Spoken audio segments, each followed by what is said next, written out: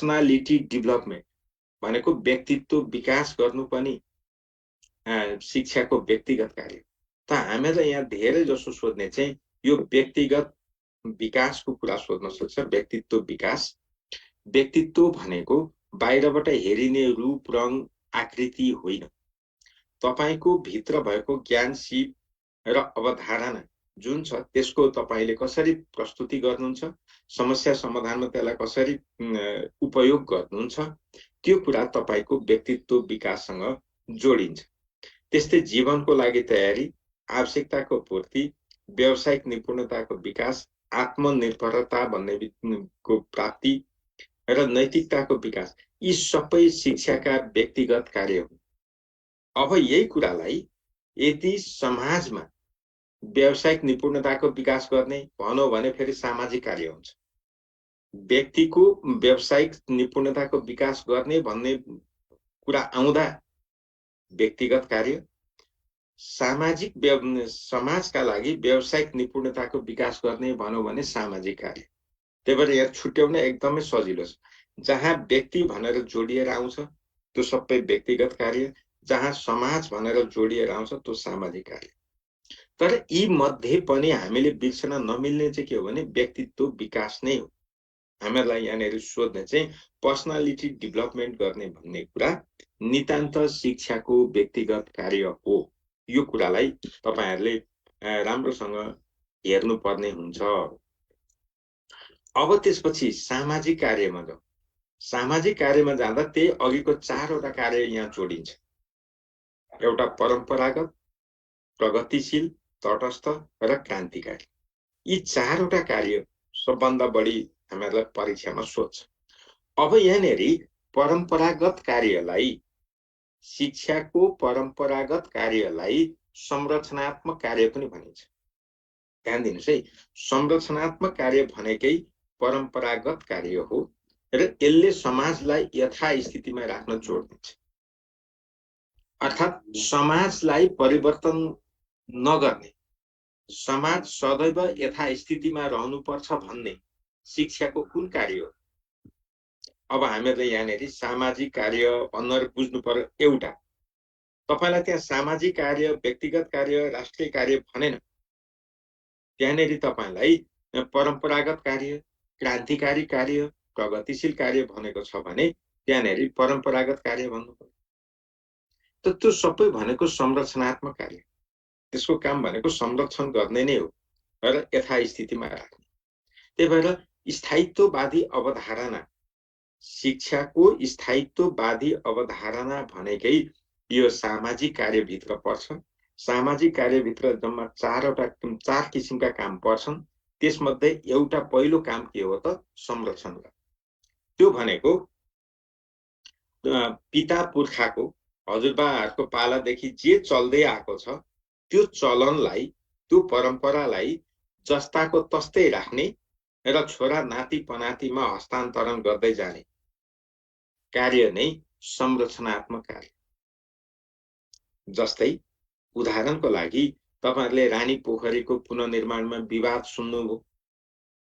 यो जस्ताको तस्तै बन्नुपर्छ है भने यो यही संरचनात्मक कार्य, यही कार्य। धरहरा बनाउँदा पहिला जस्तो थियो त्यस्तै स्वरूप बन्नुपर्छ है भने त्यो पनि संरचनात्मक कार्य। किनभने उहिलेदेखि जे जसरी त्यो चल्दै आएको थियो त्यसरी। जस्तो आजको दिनमा दशैं मनाउनु, छठ मनाउनु, ईद मनाउनु, यी सबै शिक्षाका संरचनात्मक कार्य। सामान्य परिमार्जन छ, तर यथाशक्य त्यसलाई संरक्षण गरेर जस्ताको तस्तै कार्य गर्न खोजिएको छ। त्यस्तालाई यथास्थितिमा राख्ने भनिन्छ। अब जाँचमा तपाईहरुलाई सोध्ने के हो भने यहाँबाट समाजलाई यथास्थिति कायम गर्न, समाजलाई यथास्थितिमा राख्न सघाउने शिक्षाको कुन कार्य हो भनेर आयो भने हामीहरूले यो के रे संरचनात्मक कार्य भन्नु पर्यो। यो संरचनात्मक कार्यलाई हामी के पनि भन्छौं? परम्परागत कार्य पनि भन्छौं है।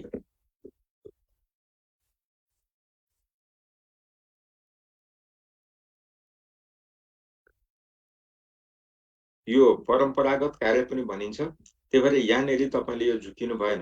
परम्परागत कार्य भन्नु, संरचनात्मक कार्य भन्नु, यो सबै सामाजिक शिक्षाको सामाजिक कार्यभित्रको कार्य। यति कुरा चाहिँ हामीहरूले बुझ्नुपर्छ नि। फेरि यहाँ शब्द फरक पर भन्दैमा छोड्न पाइँदैन। त्यही भएर यसले के गर्छ भने हेर्नुहोस् त, मानवीय सभ्यता र पुर्खाहरूको अनुभवबाट स्थापित भएको ज्ञानलाई जस्ताको तस्तै हस्तान्तरण गर्ने काम शिक्षाको सामाजिक कार्य हो। ध्यान दिनुहोला। त्यस्तै समाजमा स्थिरता ल्याउन र सन्तुलन कायम गर्न जोड दिने पनि यही हो। त्यसो भने रूढिवादी कार्य भनेर कुनलाई बुझिन्छ त? यही सामाजिक कार्यलाई बुझिन्छ। हेर्नुहोस् त, शिक्षाको रूढिवादी कार्य भनेर कुनलाई बुझिन्छ? यही संरक्षणवादी कार्य वा परम्परागत कार्य। यो बिर्सिनु भएन। तपाईलाई यहाँ दुईटा प्याटर्नमा सोध्छ। त्यही भएर यहाँनिर हामीहरूले यो कुरा याद गर्नु पर्यो, समाजमा यथास्थिति कायम गर्ने भन्छ। अब यहाँनिर तपाईलाई प्रश्न सोध्दाखेरि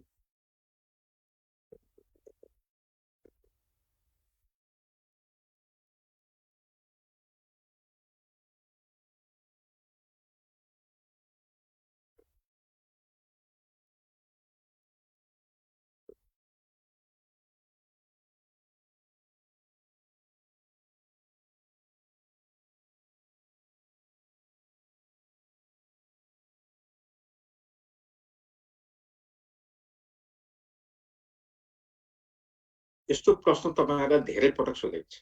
समाजमा परिवर्तन नगरी यथास्थितिमा राख्न जोड दिने शिक्षाको कार्य कुन हो भनेर तपाईहरुलाई धेरै पटक जाँचमा सोधेको छ। तास बिनी यता पनि सोधेको छ। त्यही भएर हामीले यो कुरामा ध्यान दिनु। अब यहाँ तपाईलाई कसरी दिन्छ भने सामाजिक कार्य खमा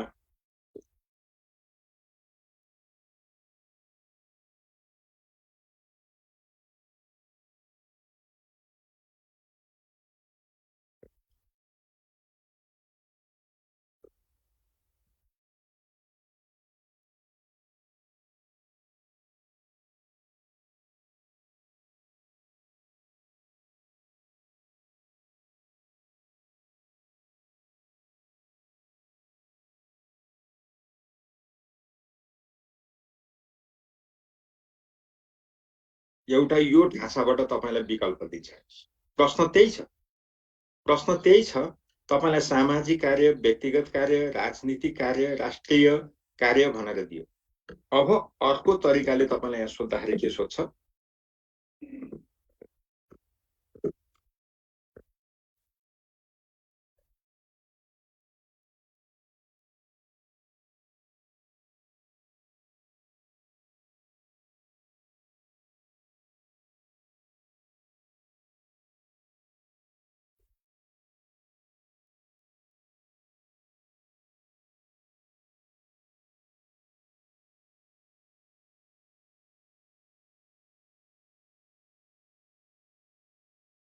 अब तपाईलाई यसरी सोधे हेर्नुस् है। प्रश्न तपाईको सामाजिक परिवर्तन नगरी समाजलाई यथास्थितिमा राख्न जोड दिने कार्य कुन हो भन। समाजमा परिवर्तन नगरी यथास्थितिमा राख्न, समाजलाई नै है, यहाँ फेरि समाजलाई यथास्थितिमा राख्न जोड दिने शिक्षाको कुन कार्य? तपाईलाई सोधेको प्रश्न त्यही हो। अब पहिलो विकल्पमा सामाजिक कार्य, व्यक्तिगत कार्य, राजनीतिक कार्य, राष्ट्रिय कार्य भनेर भनिन्छ। त अब यति बेला तपाईले केमा चिन्ह लाउनु पर्यो? सामाजिक कार्यमा चिन्ह लाउनु। यो खालको विकल्प। अब दोस्रो खालको विकल्पमा हेर्नुस् त, परम्परागत कार्य, प्रगतिशील कार्य, तटस्थ कार्य र क्रान्तिकारी कार्य। यस अवस्थामा हामीहरू कुनमा चिन्ह लाउनु पर्यो? यस्तो खालको विकल्प आउँदाखेरि परम्परागत कार्य। अब परम्परागत भनेर संरचनात्मक भनेको छ भने के भन्नु पर्यो? संरचनात्मक कार्य। यसरी तपाईहरुलाई प्रश्न सोध्छ। यो प्याटर्न। अब तपाईलाई सोधो, शिक्षाको रूढिवादी कार्य कुन हो? शिक्षामा रूढिवादी कार्य भन्नाले कुनलाई बुझिन्छ? यही तपाईलाई अर्को प्रश्न पनि राख्न सकिन्छ। शिक्षामा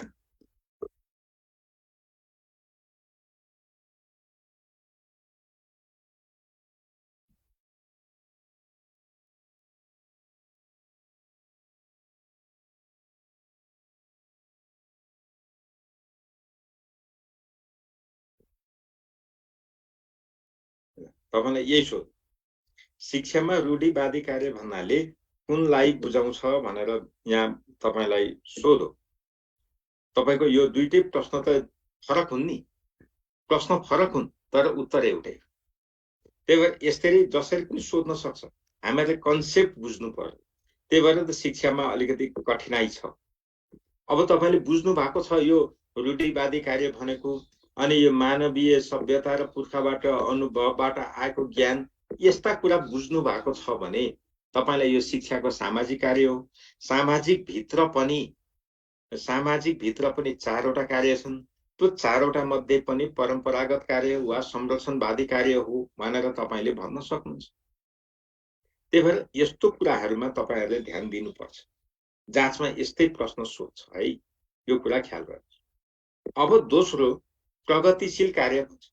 प्रगतिशील कार्य भनेको जहिले पनि सुधारको कुरा गर्छ। सुधार सुधार सुधार, यसको एउटै नारा हो। जसरी हुन्छ सुधार।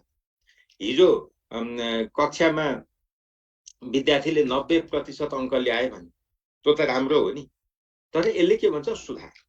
99 ल्यायो सुधार, 100 ल्यायो र पनि सुधार। त प्रगतिशील कार्य भनेको जहिले पनि सुधारको कुरा गर्छ, आमूल परिवर्तनको कुरा गर्दैन। एकैचोटि सबै कुरा परिवर्तन गर्ने कुरा गर्दैन। यसले के गर्छ? बिस्तारै बिस्तारै क्रमशः सुधार गर सुधार गर सुधार गर। त शिक्षाको एउटा काम के रहेछ? जहिले पनि सुधार। जे भइराखेको छ त्यसलाई अझै राम्रो बनाउने। सुधार भनेको त त्यो हो नि, अझै राम्रो बन। जे भइराखेको छ त्यो भन्दा अझ राम्रो बनाउँदै जाने, त्यसलाई हामीहरूले प्रगतिशील कार्य भन्छौं। यसले सुधारमा जोड दिन्छ, बदलिदो परिवेश अनुसार नयाँ नयाँ विचारलाई आत्मसात गर्दै जान्छ। अब तपाईलाई जाँचमा कसरी सोध्न सक्छ भने शिक्षामा आईसीटी को प्रयोग गर्न जोड दिने शिक्षाको कार्य कुन हो? भर्चुअल क्लासरुम सञ्चालन गर्न जोड दिने शिक्षाको कार्य कुन हो? कुन कार्य अन्तर्गत पर्छ? तपाईलाई यस्ता कुरा गर्छ। ती नयाँ प्रविधि, नयाँ तरिका, नयाँ जुन विधिहरू आउँछन् ती सबैलाई आत्मसात गर्ने र त्यसलाई उपयोगमा ल्याउने भन्ने कुरा नै प्रगतिशील कार्य। यदि त्यो हितकर छ, अहितकर छ भने नलिने भन्छ। त्यही भएर यसले के गर्छ भने समाजमा स्थायी मूल्य स्थापनामा बाधा उत्पन्न गर्ने, तपाईले यही शब्द पढी सोध्छ। त्यही भएर समाजमा स्थायी मूल्य स्थापनामा बाधा उत्पन्न गर्ने शिक्षाको कार्य कुन हो? अथवा शिक्षाको परम्परागत कार्यको विपरीत धारणा कुन हो? अथवा तपाईलाई संरक्षणवादी धारणाको विरुद्ध शिक्षाको कुन कार्य हो? यस्तै यस्तै जे पनि भन्न सक्छ। तर तपाईलाई यहाँबाट जाँचमा सोध्ने चाहिँ के हो भने समाजमा स्थायी मूल्य स्थापनामा बाधा उत्पन्न गर्ने शिक्षाको कार्य कुन हो?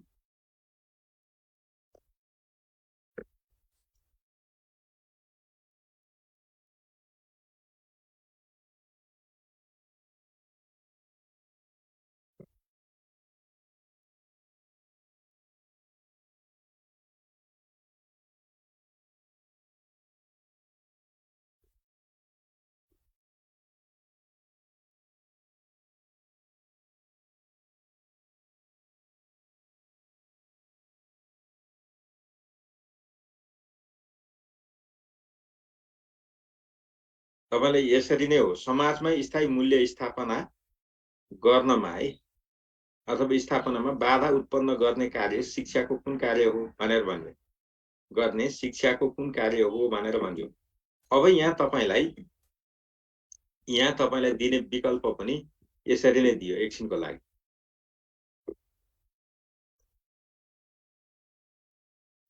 विकल्प कसरी दिन्छ तपाईले त्यसै अनुसार जानुपर्ने हुन्छ। जस्तो मानिलिउँ एकछिनको लागि तपाईलाई समाजमा स्थायी मूल्य स्थापनामा बाधा उत्पन्न गर्ने शिक्षाको कुन कार्य हो भनेर प्रश्न सोधो। अब तपाईलाई पहिलो विकल्प दियो सामाजिक कार्य, व्यक्तिगत कार्य, राजनीतिक कार्य, राष्ट्रिय कार्य भनेर त्यो प्याटर्नबाट दियो भने तपाईले सामाजिक कार्यमा चिन्न विद्यार्थी झुकिने नै यही। त्यही भएर हामीले यहाँ सामाजिक कार्यभित्र जुन चारवटा कार्य पर्छन् त्यसलाई प्रष्टसँग बुझ्यौँ भने यहाँ झुकिँदैन, नत्र झुकिन्छ। त्यही भएर हामीले यहाँ बुझ्नु पर्यो। अब त्यसरी दिएन विकल्प, अब यहाँ परम्परागत कार्य, प्रगतिशील कार्य, तटस्थ कार्य, क्रान्तिकारी कार्य भनेर दियो। यो खालको विकल्प दियो भने अब यहाँ चाहिँ हामीले के गर्नु पर्यो, यहाँनिर आउँदाखेरि प्रगतिशील कार्यमा चिन्ह लाउनु पर्यो। हेर्नुहोस्, यहाँनिर आएपछि चाहिँ हामीले प्रगतिशील कार्यमा चिन्ह लाउनु पर्यो। त्यही भएर यस्तो खालको प्रश्न तपाईहरुलाई सोध्छ, धेरै पटक एक्जाममा सोधेको छ, अधिकांश विद्यार्थीले बिगार्छन्। तपाईहरु यसमा सचेत रहनु होला। मैले भन्ने यति त हामीले के बुझ्नु पर्यो भने शिक्षाको संरचनात्मक कार्य भनेको परम्परादेखि जे चलिआएको छ, मूल्य मान्यता जे छ समाजको, त्यो समाजको मूल्य मान्यतालाई यथास्थितिमा जगेर्ना गर्ने, आउने पुस्तामा हस्तान्तरण गर्ने र त्यसलाई निरन्तरता पुस्तौं पुस्ता निरन्तरता दिने कुरा गर्दो रहेछ। त्यो भनेको यथास्थितिवादी हो। यथास्थितिमा रमाउने काम जति संरक्षणात्मक कार्य, परम्परागत कार्य भने यथास्थिति हुनु हुँदैन। यथास्थितिको चाहिँ विरुद्धमा आयो धारणा। यथास्थिति कहिले पनि रहनु हुँदैन, परिवर्तन गर्नुपर्छ, तर सुधारात्मक परिवर्तन। त्यो भनेको चाहिँ प्रगतिशील कार्य।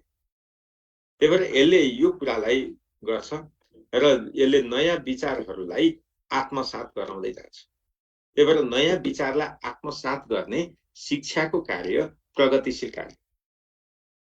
यो कुरा बिर्सिनु भएन है। तपाईलाई सोध्छ शिक्षामा प्रतिपादित नयाँ प्रविधिको प्रयोग, शिक्षामा प्रतिपादित नयाँ विधि तौर तरिकाको उपयोग, यो सबै प्रगतिशील कार्य भन्छ। र धेरै सोध्ने चाहिँ समाजमा स्थायी मूल्य स्थापनामा बाधा उत्पन्न गर्ने कार्य चाहिँ कुन हो भनेर सोध्छ। यसरी हामीले बुझ्नु पर्यो। अब त्यसपछि अर्को तेस्रो काम छ तटस्थ कार्य। तटस्थ भनेको न्यूट्रल। न्यूट्रल है, यो कुरा ख्याल गर्नु पर्यो। न्यूट्रल भनेको कस्तो हो भने जस्तो तपाईहरु धेरै जना मोटरसाइकल कुदाउनुहुन्छ, कम्तीमा मोटरसाइकल त कुदाउनुहुन्छ, त त्यो मोटरसाइकल कुदाउँदा तपाईले न्यूट्रल गियरमा राख्नुहुन्छ। अब के मोटरसाइकल कुद्छ त? कुद्दैन, कुद्दैन, केही हलचलै गर्दैन। त्यस्तोलाई हामी तटस्थ भन्छौँ। त्यस्तोलाई हामी तटस्थ भन्छौँ। त शिक्षाले गर्नुपर्ने के त? यसो गरे राम्रो, यसो गरे नराम्रो, यो गर्नु उपयुक्त हुन्छ, यो गर्नु अनुपयुक्त हुन्छ भनेर मान्छेलाई, व्यक्तिलाई स्पष्ट रूपमा दिशा निर्देश गर्नुपर्छ भन्ने मान्यता। तर तटस्थ कार्यले त्यो गर्दैन। तटस्थ कार्यले के गर्छ भने जुन कुरामा विवाद हुन्छ उ टाढा बस्छ, निर्णय दिँदैन र यसलाई शिक्षाको सबभन्दा निकृष्ट कार्य भनिन्छ। निकृष्ट भनेको सबभन्दा कमजोर, सबभन्दा नराम्रो, सबभन्दा काम नलाग्ने कार्य भनेकै तटस्थ कार्य। शिक्षा कहिले तटस्थ बस्न हुँदैन। शिक्षाको कार्य भनेको व्यक्तिलाई दिशा निर्देश गर्नुपर्छ, सही मार्ग देखाउन सक्नुपर्छ भन्ने मान्यता हो। तर तटस्थ कार्यले के गर्छ? विवादमा मुछिनु हुँदैन, शिक्षालाई विवादमा राख्नु हुँदैन भन्ने। त्यही भएर शिक्षा चाहिँ विवाद भन्दा टाढा रहने अनि शिक्षाको मार्ग यो पन्छिने काम यसले गर्छ र निर्णयको जिम्मा चाहिँ व्यक्ति स्वयंलाई जे गर्छस् त आफ्नै विचारले गर भन्छ। त्यही भएर यहाँबाट सोध्ने प्रश्न के हो भने शिक्षाको तलका कुन कार्यले बौद्धिक पक्षघात जन्माउन सक्छ? ध्यान दिनुहोस् है। शिक्षाको कुन कार्यले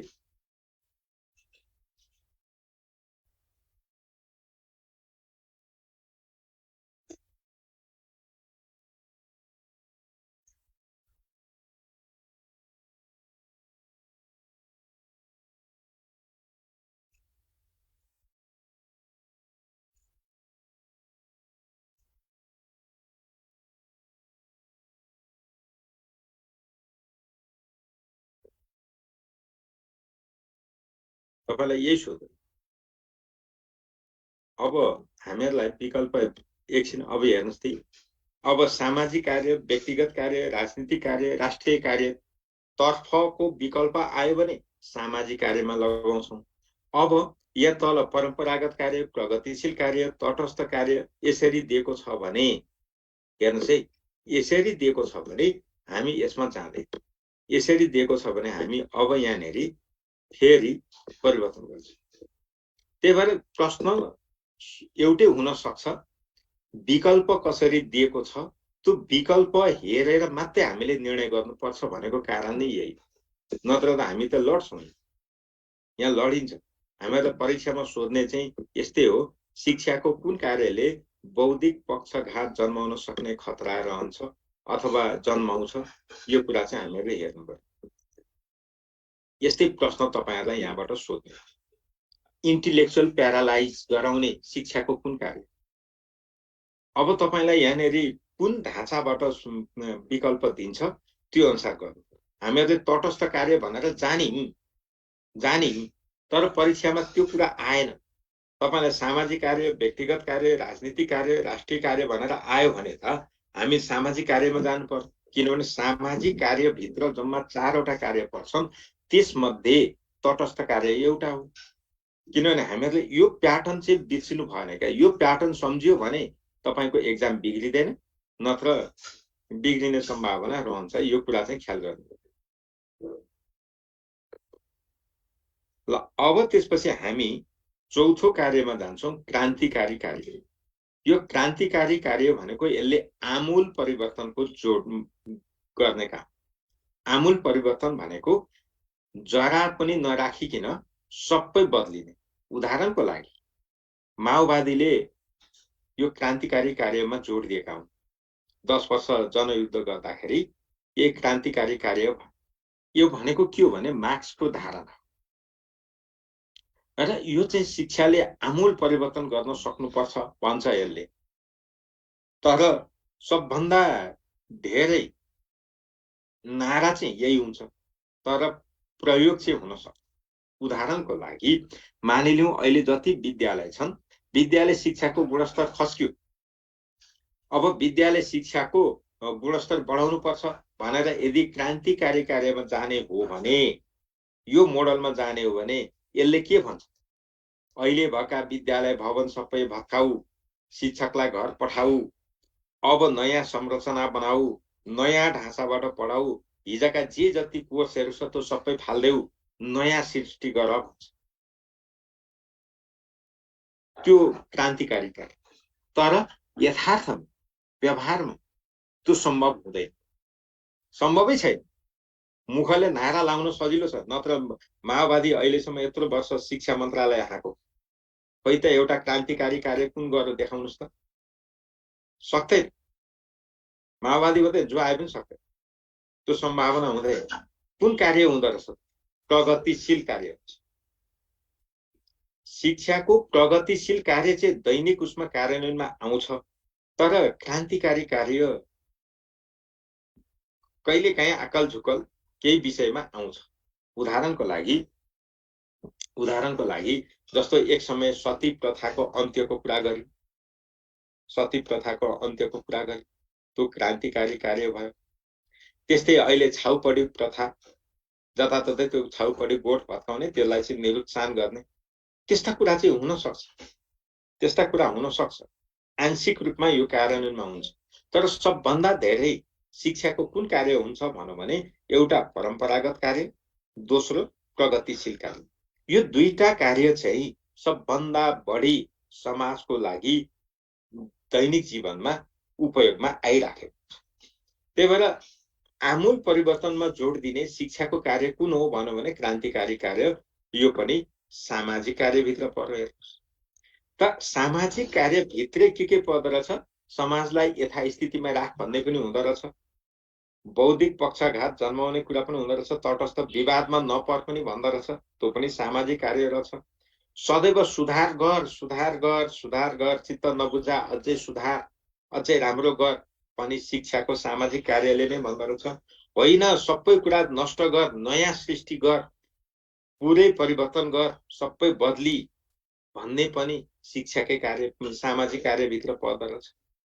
त शिक्षाको सामाजिक कार्य भन्ने बित्तिकै जे यस बुबाचरको धारणा आउँदो रहेछ, 4 वटा कार्य रहछन्। त्यो 4 वटा कार्य भनेको एउटा संरक्षणवादी कार्य, अर्को प्रगतिशील कार्य, अर्को तटस्थ कार्य र अर्को क्रान्तिकारी कार्य। यो 4 वटा कार्य भन्नु नै शिक्षाको वास्तविक सामाजिक कार्य पनि रहेछ। त्यही भएर यहाँबाट हामीहरूलाई प्रश्न धेरै पटक सोध्ने कारण नै यही हो। त्यही भएर यो कुरा चाहिँ हामीहरूले बिर्सिनु। ल अब यहाँनिर के अरे यस उसबाट चाहिँ समाजले क्रान्ति प्रतिक्रान्ति है, यहाँनिर एउटा कुरा चाहिँ ख्याल गर्नु पर्यो। समाजमा क्रान्तिले प्रतिक्रान्ति जन्माउन सक्ने धारणा शिक्षाको कुन कार्य हो? प्रतिक्रान्ति जन्माउने खतरा हुन्छ भनेर प्रचण्डले अहिले पनि बोल्दै हिँडेका छन्। यही धार, यही प्रगतिशील होइन, क्रान्तिकारी कार्य हो। र अब यसले के गर्छ? मानव समाज चाहिँ अन्तहीन सङ्घर्षको चपेटामा पर्न सक्छ। यो कुरा चाहिँ ख्याल गर्नु पर्यो है, अन्तहीन चपेटा भनेको छ। मानव समाज चाहिँ, मेरो डिस्टर्ब पो भयो त है।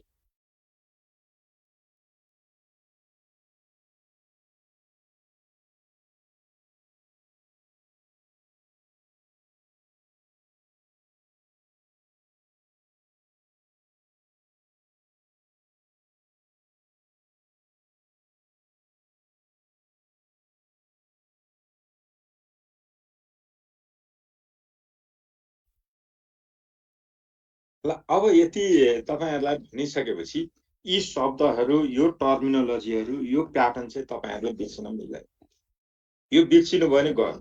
त अब तपाईलाई मैले यहाँ भन्न खोजेको कुरा के हो भने नि, अहिले जुन हामी पढिरहेका छौं अस्तिदेखि, यो कुरा कहिले बदलाव आउँदैन। तपाई प्रासको जात दिनुस् यही हुन्छ, बिनीको जात दिनुस् यही हुन्छ, शिक्षकको जात दिनुस् यही हुन्छ, प्राविको दिनुस् यही हुन्छ, माविको दिनुस् यही हुन्छ। त्यसो भने यो यस्तो स्थायित्व कुरालाई तपाई किन ध्यान दिएर राम्रोसँग तयारी गर्नु न भन्नुस् त। एकचोटि तयारी गर्यो भने त सधैँलाई हुँदो रहेछ नि त। त्यही भएर अहिले हामी जसरी पढिराखेका छौं, अब तपाईको काम के हो भने भरे यो क्लास सिद्धिएपछि फेरि यही कुरा दोहोर्याएर पढ्ने हो। यही कुरा दोहोर्याएर पढ्नुस्। यहाँ जे कुरा भनेको छ त्यो कुरालाई याद गर्नुस्। जुन कुरालाई हाइलाइट गरेको छ तपाईले त्यसलाई क्वेशन फर्ममा बनाउनुस्। यो आयो भने मैले यसरी गर्नुपर्ने रहेछ, माइन्ड बनाउनुस्। दुईटा कुरा भयो, एउटा सामाजिक कार्य भनेर आउने हो कि अर्को त्यहाँ भित्रको खण्डित कार्य भनेर आउने। विकल्प कसरी आउँछ? त्यही दुईटा विकल्प न हो, तेस्रो त छैन नि फेरि। त्यही भएर त्यो दुईटै विकल्पमा तपाई अहिलेदेखि तयारी गर्नुभयो भने एक्जाम कसरी बिग्रिन्छ भन्नुस् त। तपाई पढ्ने चाहिँ सतही पढ्ने, बोक्रेका पढ्ने, अनि एक्जाममा चाहिँ सही आन्सर खोज्यो भने त बिग्रिहाल्छ। त्यही हो के सबभन्दा हाम्रो कमजोरी। त्यही भएर अहिले पढ्दैदेखि तपाईहरुलाई यसरी फोकस गरेको छ, यो फोकस गरेको एरिया हेर्नु पर्यो। के हेर्नु पर्यो? व्यक्तिगत कार्यमा एउटा व्यक्तित्व विकास मात्रै बढी सोध्दो रहेछ, नत्र सामाजिक कार्य नै बढी सोध्दो रहेछ, सामाजिक कार्यलाई फोकस गर्ने भन्नु पर्यो क्या तपाई। ल अब यहाँनेरि तपाईलाई भनेको छ हेर्नुस्, मानव समाज अन्तहीन संघर्षको चपेटामा पर्न सक्ने शिक्षाको कार्य कुन हो? समाजमा क्रान्तिले प्रतिक्रान्ति पनि जन्माउन सक्ने जस्ता कुराहरू सोच। तलका शिक्षाको कार्यलाई आलोचकहरूले कसरी आलोचना गरे? यस्तै कुनै पनि पदावली पर्न सक्छ, तर तपाईलाई यहाँबाट प्रश्न सोध्ने सम्भावना निकै उच्च हुन्छ है। यो कुरा चाहिँ ख्याल गर्नु होला। अब शिक्षाको राष्ट्रिय कार्यमा हेर्नु। शिक्षाको राष्ट्रिय कार्यमा जहाँ जहाँ राष्ट्रिय, राष्ट्र भनेर शब्द आउँछ त्यो जति सबै राष्ट्रिय, त्यहाँ त झुकिनु परेन। अघि हामीहरूले छुट्याए जस्तै के, जहाँ व्यक्तिको भलाइ हुन्छ, व्यक्तिको सर्वोत्तम हित हुन्छ, ती सबै व्यक्तिगत कार्य। जहाँ समाजको भलाइ हुन्छ, सामाजिक हित हुन्छ, त्यो सामाजिक कार्य। जहाँ राष्ट्रको हित हुन्छ त्यो राष्ट्रिय कार्य। यो त क्लियर छ, त्यसमा त झुकिनु पर्दैन। जहाँ आर्थिक समृद्धि हुन्छ, आर्थिक कार्य, आर्थिक समृद्धि। जहाँ राजनीतिक सचेतना हुन्छ, राजनीतिक कार्य। जहाँ संस्कृतिको चाहिँ संरक्षण र हस्तान्तरण हुन्छ, सांस्कृतिक कार्य। यहाँ छुट्याउन सजिलो हो, त्यहाँ कहीँ केही गरेर राख्नै परेन, तर भित्रका कुरा चाहिँ बुझ्नु पर्यो। अब यो हिसाबले हेर्दाखेरि शिक्षाको राष्ट्रिय कार्यमा के पर्छन् त भन्दा नेतृत्व विकास सामाजिक कार्यमा पनि पर्छ, तर हामीहरूले केमा चिन्ह लाउनु पर्यो? राष्ट्रिय कार्य। किनभने समाज भनेको त सानो हो। हामीहरूले यहाँ किन त्यसरी बुझ्नु परेको भने व्यक्ति र व्यक्ति मिलेर परिवार बन्छ, परिवार र परिवार मिलेर समुदाय बन्छ, समुदाय र समुदाय मिलेर समाज बन्छ, समाज र समाज मिलेर राष्ट्र बन्छ। त यहाँनिर हामीले के बुझ्नु पर्यो भने व्यक्तिभन्दा परिवार ठुलो, परिवारभन्दा समुदाय ठुलो, समुदायभन्दा समाज ठुलो, समाजभन्दा राष्ट्र ठुलो र राष्ट्रभन्दा अन्तर्राष्ट्रिय ठुलो ब्रह्माण्ड। यो प्याटर्न त हाम्रो सामाजिक स्ट्रक्चर हो नि त त्यो हो भने अब समाजभन्दा राष्ट्र ठुलो भइसकेपछि त राष्ट्रिय कार्य भन्नु पर्यो। त्यही भएर तपाईलाई जनशक्ति विकास गर्ने सामाजिक कार्य र यदि शिक्षाका राष्ट्रिय कार्य दुईटामा आयो, एउटा छान्नु पर्यो भने राष्ट्रिय कार्य छान्नुहोस् भने मैले हिजो पनि भनेको छु। त्यस्तै नागरिक गुणको विकास गर्ने राष्ट्रिय कार्य, नेतृत्व विकास गर्ने राष्ट्रिय कार्य, संस्कृति एवं सभ्यताको सुरक्षा गर्ने पनि राष्ट्रिय कार्य। यो कुरा बिर्सिनु भएन क्या तपाईहरु।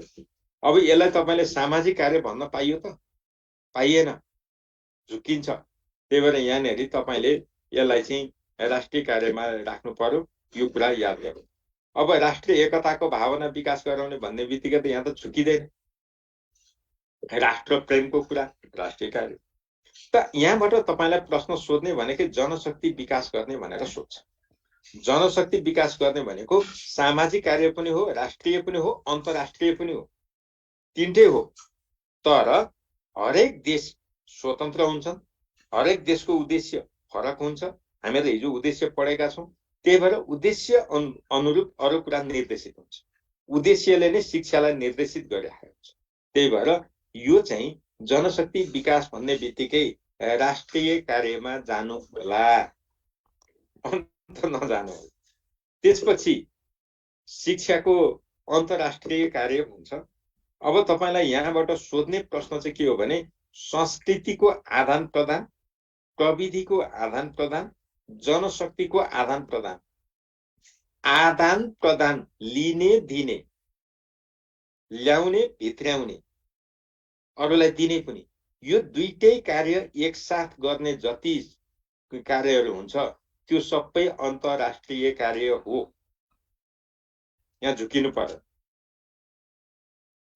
त्यसो हो भने अब तपाईलाई प्रविधिको आदान प्रदान गर्ने शिक्षाको कुन कार्य हो? नवीन प्रविधि भित्र्याउन मद्दत गर्ने शिक्षाको कुन कार्य हो? अब यहाँनिर हामीहरूले के भन्नु पर्यो? शिक्षाको अन्तर्राष्ट्रिय कार्य। संस्कृतिको आदान प्रदान गर्ने पनि शिक्षाको अन्तर्राष्ट्रिय कार्य हो। अब यहाँनिर हेर्नुस् त, विश्व बन्धुत्वको आधारमा सम्बन्धको विकास गर्ने, विश्व बन्धुत्व भन्ने बित्तिकै अन्तर्राष्ट्रिय कार्य। झुकिन्छ? झुकिँदैन।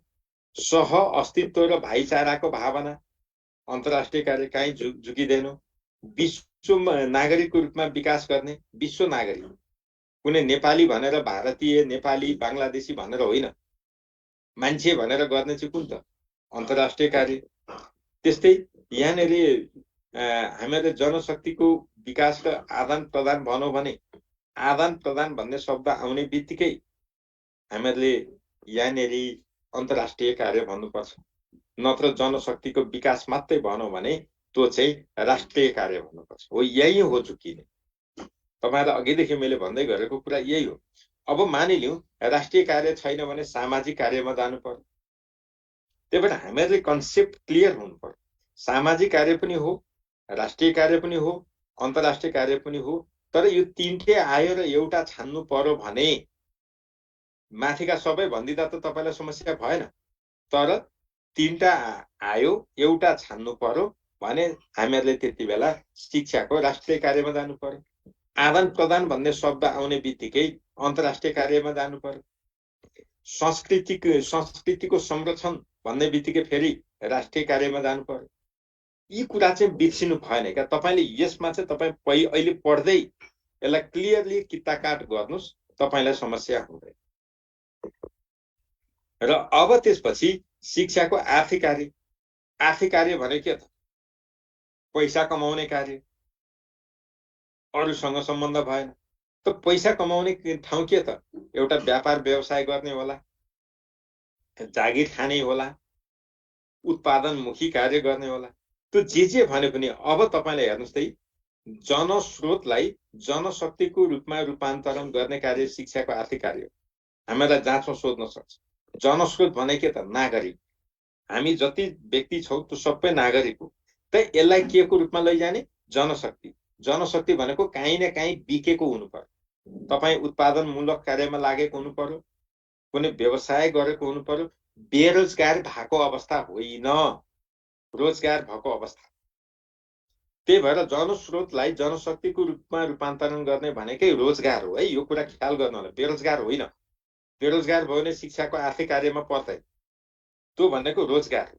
त्यही भएर रोजगार हुनु आर्थिक कार्य, जसले पैसो कमाउने काम गर्यो त्यो जति आर्थिक कार्य, जीवनलाई सुखमय बनाउने आर्थिक कार्य, प्रविधिको विकासद्वारा मानिसको जीवन स्तरमा सुधार ल्याउने, जेसुकै भन्नुहोस् न, जीवन स्तरमा सुधार ल्याउने जति सबै आर्थिक कार्य, त्यतिकै आउँदैन नि त जीवन स्तरमा सुधार। त्यस्तै उत्पादन र उपभोग दुवैको अभिवृद्धि गर्ने, शिक्षालाई लगानीको रूपमा लिने, शिक्षालाई लगानीका रूपमा अंगीकार गर्ने काम पनि शिक्षाको आर्थिक कार्य हो। त्यही भएर यहाँ लगानी पैसाकै कुराहरू जोडिएको हुन्छ। यहाँबाट कुनै पनि प्रश्न सोध्यो भने तपाईँ झुक्किनु पर्दैन। पैसासँग जोडिएका कुरा, आर्थिकसँग जोडिएका कुरा, यी सबै आर्थिक कार्य हुन् भनेर बुझ्ने, अन्त काहीँ ध्यान दिनै पर्दैन। त्यति गरेपछि तपाईले यो गर्न सक्नुहुन्छ। अर्थात् यहाँनेरि चाहिँ जस्तो उत्पादन बढाउने, आय बढाउने, यी सबै शिक्षाका आर्थिक कार्य। अब बरु तपाईँ झुक्किने ठाउँ कहाँ छ भने शिक्षाको राष्ट्रिय कार्य र राजनीतिक कार्य दुईटामा चाहिँ झुक्किन सकिन्छ। अब यहाँ शिक्षाको राजनीतिक कार्य पनि छ। अब राजनीतिक कार्य भन्ने बित्तिकै राजनीतिक सामाजिकीकरण भन्छ। झट्ट हेर्दाखेरि यो सामाजिक कार्य हो कि जस्तो लाग्छ, होइन। राजनीति भन्ने शब्द काहीँ न काहीँ त्यहाँ जोडिएकै हुन्छ। राजनीति भन्ने शब्द त्यहाँ जोडिने भएकैले तपाईले यो राजनीतिक कार्य भनेर काहीँ न काहीँबाट छुट्याउन सक्नुहुन्छ। यसको लागि धेरै पढिराख्नु पर्दैन। जस्तै हेर्नुस् त, नागरिक गुणको विकास गर्ने चाहिँ राष्ट्रिय कार्य हो नि। यो नागरिक गुणको विकास गर्ने काम चाहिँ के हो त? राष्ट्रिय कार्य हो। तर यहाँनेरि नागरिकका कर्तव्य, काम, कर्तव्य र अधिकार बारे सचेत गराउने भन्ने बित्तिकै त्यो चाहिँ राजनीतिक कार्य हुन्छ। नागरिक गुणको विकास गर्ने चाहिँ राष्ट्रिय कार्य हो, त्यसमा काहीँ झुकिनु पर्दैन। तर नागरिक गुणको विकास गर्ने, उनीहरुमा चेतना अभिवृद्धि गर्ने जस्ता कुरा, काम, कर्तव्य र अधिकार जगाउने जस्ता कुरा आउने बित्तिकै राजनीतिक कार्य। त्यही भएर यहाँनेरि तपाईले के बुझ्नु पर्यो भने नागरिकका कर्तव्य र अधिकारका बारेमा सचेतना जहाँ बढाइन्छ त्यो सबै राजनीतिक कार्य हो। अब राज्यको आवश्यकता अनुरूपको जनशक्ति विकास गर्ने भन्छ। हेर्नुस् है, यहाँनेरि राजनीतिक कार्य। तर राष्ट्रिय कार्य र यो दुईटै आयो भने त यसमा अन्त लाउनै पर्दैन, सिधा राष्ट्रिय कार्य हुन्छ। राजनीति भन्दा माथि राष्ट्र हुन्छ। राजनीति खण्डित हुन सक्छ, राष्ट्र खण्डित हुँदैन। त्यही भएर त्यस्तो आयो भने हामीले राष्ट्रिय कार्यमा चिन्ह लगाउने हो, झुकिनु पर्ने ठाउँ छैन। राष्ट्रिय छैन भने राजनीतिक कार्यमा चिन्ह लगाउनुपर्छ। अब राज्य सत्तालाई निरन्तरता दिने भन्ने बित्तिकै राजनीतिक कार्य, यहाँ त कहीँ जानै पर्दैन। राज्यद्वारा आम जनतामाथि नियन्त्रण कायम गर्ने राजनीतिक कार्य हो, कहीँ जानै पर्दैन। त्यही भएर यस्ता कुराहरू चाहिँ हामीले याद गर्नुपर्छ। अब तपाईले अहिले पढ्दै गरेका मध्ये व्यक्तिगत कार्यबाट व्यक्तित्व विकास गर्ने, सामाजिक कार्यबाट नै धेरै प्रश्न सोध्छ। त्यहाँबाट सोधेन राष्ट्रियबाट सोध्छ, त्यहाँबाट सोधेन अन्तर्राष्ट्रियबाट सोध्छ। तर आर्थिक र राजनीतिक कार्यबाट सोध्ने सम्भावना एकदम थोरै। आर्थिक र राजनीतिक शिक्षाको आर्थिक र राजनीतिक कार्यबाट प्रश्न सोध्ने सम्भावना चाहिँ एकदम कम। किनभने नि यो प्रश्नमै उत्तर हुन्छ, प्रश्नमै उत्तर हुन्छ। त्यही भएर यहाँबाट प्रश्न चाहिँ कम सोध्छ। बरु हामीलाई सोध्ने अर्को प्रश्न शिक्षाको कार्य कुन हो त? पथ प्रदर्शन कार्य। यहाँनेरि तपाईलाई सोध्ने चाहिँ पथ प्रदर्शन कार्य। यहाँबाट के सोध्छ?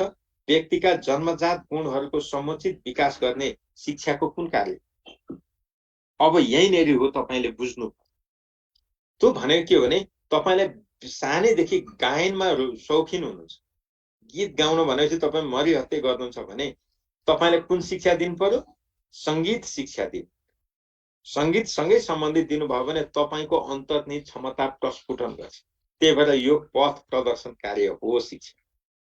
त्यही भएर व्यक्तिका जन्मजात गुणहरूको समुचित विकास गर्ने यो कुरा गरेको छ। पेसा व्यवसाय रोज्न मद्दत गर्ने, जीवनमा स्थायित्व ल्याउने पथ प्रदर्शन कार्य यो बिर्सिनु हुँदैन। यो बिर्सिनु हुँदैन है। जीवनमा स्थायित्व ल्याउने पनि पथ प्रदर्शन कार्य। यो भने के त, जस्तो तपाईले यस यी दिनुभयो, त्यति बेलासम्म तपाईको स्थायित्व छैन।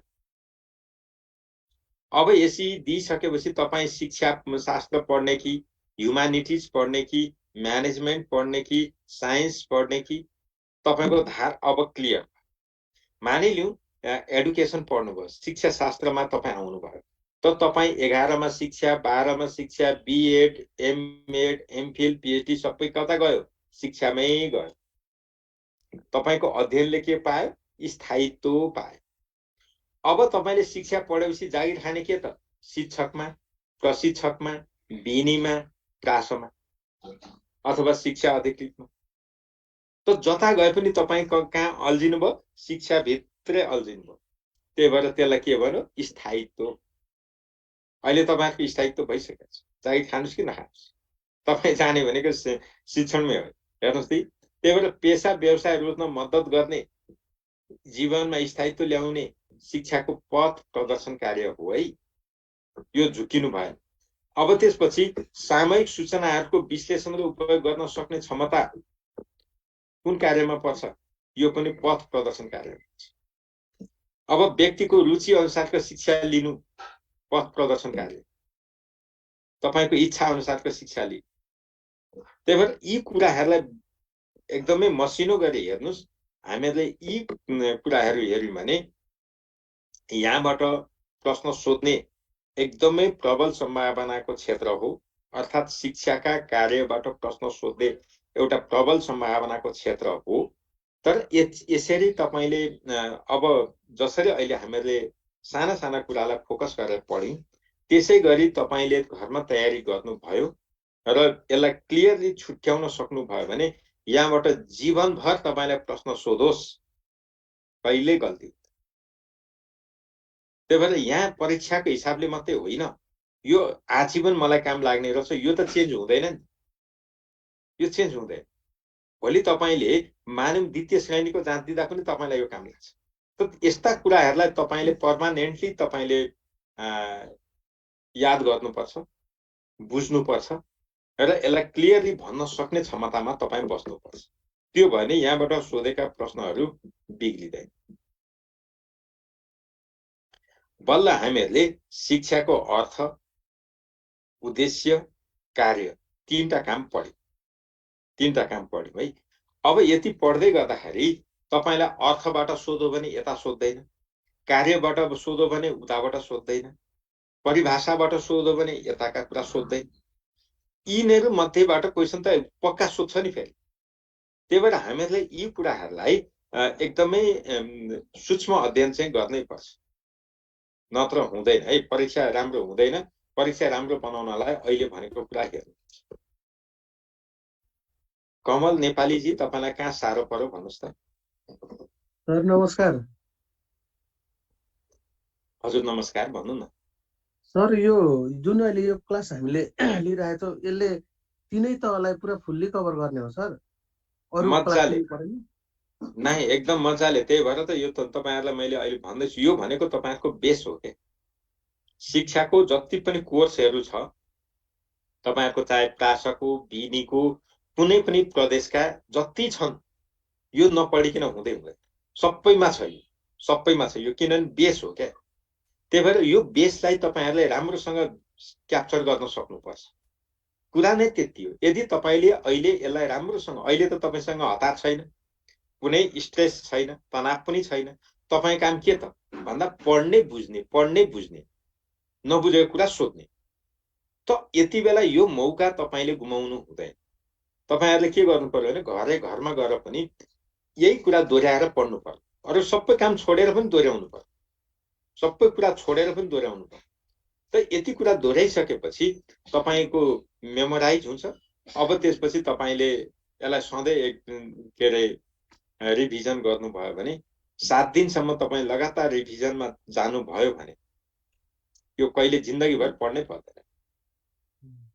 सर अब कार्यको सन्दर्भमा नि सर, जस्तो राज्यको आवश्यकता अनुरूपको जनशक्ति विकास गर्ने भनेर सोधेर तपाईँको शिक्षाको राजनीतिक कार्य र राष्ट्रिय कार्य भनेर दुईटै चाहिँ उयो अप्सन राखिदिएको खण्डमा चाहिँ हामीले राष्ट्रिय नै रोज्नुपर्ने हो सर? हो, राजनीति भन्दा माथि राष्ट्रिय हुन्छ। यो कुरा हामीले बुझ्नै पर्छ। यति कुरा नबुझ्दाखेरि हामीले दुःख पाउने हो। यदि त्यस्तो खालको कन्डिसनमा त्यहाँ सोध्यो भने तपाईले कति बुझेको छ भने, जस्तो अस्ति हामीले भन्यौं 20% प्रश्न उच्च दक्षताको सोध्छ भनेका थियौं नि, हो त्यसरी सोध्यो भने उच्च दक्षताको प्रश्न। किनभने दुईटामा कन्फ्युजन छ, तर कुन चाहिँ रोज्ने त हो? राजनीति पनि हो, राष्ट्रिय पनि हो। त त्यो स्थितिमा हामीहरूले राष्ट्रियमा जानुपर्ने हुन्छ। तर त्यस्तै यहाँबाट त्यो खालको प्रश्नहरू सोध्ने सम्भावना चाहिँ कम हुन्छ। बिनीमा चाहिँ सम्भावना प्रबल हुन्छ। हामी शिक्षकमा चाहिँ त्यसको सम्भावना अलिक कम हुन्छ। हामीलाई सोध्ने चाहिँ जस्तो स्थायित्वको कुरा गरेको थियो अघि, यथास्थितिमा रहने कुरा गरेको छ, ती सामाजिक कार्यहरूबाटै बढी हामीहरूलाई चाहिँ सोध्छ। तर हामीहरूले यो यति भन्दै गर्दा अहिले पढ्दै गर्दाखेरि तपाई शिक्षकको मात्रै चस्माले नहेर्नुस् न, समग्र शिक्षाको चस्माले हेर्नुस्, राम्रोसँग बुझेर तयारी गर्नुस्। त्यो गर्यो भने भोलि तपाईले जता जाँच दिए पनि तपाईलाई यसले सजिलो बनाउँछ, अप्ठ्यारो बनाउँदैन। हस् सर, धन्यवाद। शुभलाल महराजी के पर्यो हजुरलाई? नमस्कार सर। नमस्कार शुभलालजी। म यो नागरिक गुणको विकास चाहिँ राष्ट्रिय र राजनीतिक कार्यमा चाहिँ कसरी चाहिँ छुट्याउन सकिन्छ, त्यो अघि चाहिँ त्यो बुझ्न सकिने त्यही कुरा चाहिँ सर। यस्तो हो क्या, नागरिक भनेको राजनीतिको नागरिक हुँदैन। कांग्रेसको जनता हुन्छ, एमालेको जनता हुन्छ, माओवादीको जनता हुन्छ, हुँदैन। जनता कसको हुन्छ? नेपालको हुन्छ, राज्यसँग जोडिन्छ। त त्यो नागरिक गुण कसले खोजेको? राष्ट्रले खोजेको।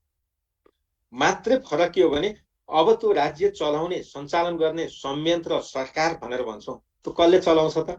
फेरि राजनीतिक दलले नै चलाउँछ, राजनीतिक कर्मीले चलाउँछ। त त्यति बेला उनीहरूले आफ्ना नीति त्यहाँ लागू गर्ने हुन्छ। त्यही भएर सबै राजनीतिक त त्यहाँ संलग्न हुँदैन। जहिले पनि राजनीति भन्दा राष्ट्र माथि हो। त्यही भएर त्यस्तो अवस्थामा हामीले राष्ट्र छान्नुपर्छ। यदि राष्ट्रिय कार्य भन्ने छैन भने त त्यति बेला तपाईले राजनीतिक कार्य लाइहाल्नुहुन्छ।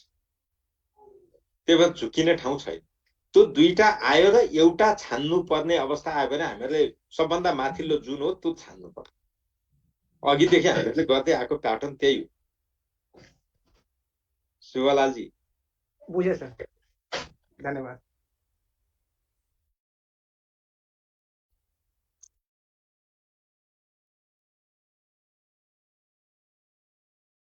ल अब यति कुरा गरिसकेपछि हामीहरूले शिक्षाका कार्यलाई छोड्छौं। अब यहाँ शिक्षाका स्वरूपको कुरा गर्छौं, मोड्स अफ एडुकेसन भन्छ। यहाँ दुई चारवटा कुरा हामीहरूले बुझ्नुपर्छ है। दुई चारवटा कुरा छ। पहिलो कुरा के हो भने विश्वमा जम्मा तीनटा स्वरूप शिक्षाका छन्। एउटा औपचारिक, अनौपचारिक, अनियमित अथवा अरैतिक। हामीले नेपालीकरण गर्दाखेरि अनियमित वा अरैतिक भनेर पढ्ने गरेका छौं। अब यो हिसाबले हेर्दाखेरि फर्मल, नन फर्मल र इनफर्मल यो ओल्ड वाइज विश्वव्यापी रूपमा चलेको शिक्षाको मोड हो। अब यो हिसाबले हेर्दाखेरि जम्मा 3 तरिकाबाट हामीले शिक्षा आर्जन गर्दा रहेछौं। अब तपाईलाई लाग्ला औपचारिक, अनौपचारिक र अनियमित मध्ये सबभन्दा पहिला कुन आयो भन्दा अनियमित आयो। जहिलेदेखि मानव सभ्यता सुरु भयो तहिलेदेखि अनियमित शिक्षा सुरु। दोस्रोमा औपचारिक कि अनौपचारिक? औपचारिक कि अनौपचारिक भन्दा औपचारिक। औपचारिक शिक्षाको सुरुवात गर्दा कसलाई मानिन्छ? प्लेटोलाई। उनले जुन आइडियलिजमको वकालत गरे, आदर्शवादी फिलोसफी दर्शन, त्यति बेला प्लेटोले एकेडेमिया भनेर सञ्चालन गरे। एकेडेमिया, एकाडेमिक भनेको विद्यालय जस्तै औपचारिक संस्थाहरू, कुनै ठाउँमा निश्चित ठाउँमा भेला भएर गर्ने कार्यहरू। त्यही भएर एकाडेमिया भनेर सञ्चालन गरे। एकाडेमिया भनेको त्यति बेलाको पर्सपेक्टिभमा आजको कुरासँग तुलना गर्ने भने विद्यालय सञ्चालन। त्यसलाई नै औपचारिक शिक्षाको सुरुवात भनेर मानिन्छ। त्यही भएर औपचारिक शिक्षाको सुरुवातकर्ताको रूपमा प्लेटोलाई मानिन्छ है। त्यो कुरा हामीहरूले झुकिनु भएन। अब दोस्रो कुरा, औपचारिक शिक्षा र अनौपचारिक शिक्षा, मूलत यो दुईटामा हाम्रो फोकस रहन्छ। औपचारिक र अनौपचारिक शिक्षा कस्तो शिक्षा हो, यिनीहरूको बीचमा कस्तो सम्बन्ध छ भनेर प्रश्न सोध्छ। हामीले जहिले पनि के भन्नु पर्यो, परिपूरक, कम्प्लिमेन्ट्री। एउटाको कमी अर्काले परिपूर्ति गर्ने, अर्कोमा भएको कमजोरी अर्कोले सुधार, यो कुरा बुझ्नु। त्यही भएर औपचारिक शिक्षा र अनौपचारिक शिक्षा बीच कस्तो सम्बन्ध छ भन्यो भने हामीले निस्सन्देह परिपूरक भन्नु पर्यो। औपचारिक शिक्षाको सुरुवातकर्ता प्लेटोलाई मान्नु पर्यो।